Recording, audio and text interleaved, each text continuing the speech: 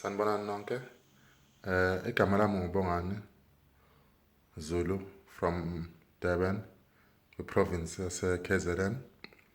Ngi-100 plus guide ka-MMM.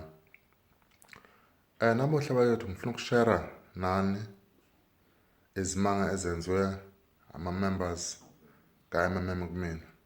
Ngomhla ka-5 kaSeptemba 2017 ngicela usizo ku-MMM community lwemali engango-5,000. Namuhla nginentokozo ukuthi nginitshele ukuthi yonke imali yafakwa kwi-account yami ngaphandle kwamahiqihiqi.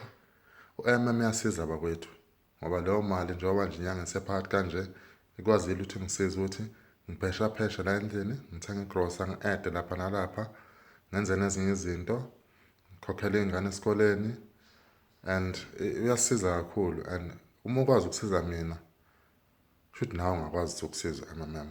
Asisebenziseni leli thuba-ke bakwethu ukuthi sirejiste ka-MMM, sifake abangani bethu ka-MMM, sishintshe iy'mpilo zabo futhi financially.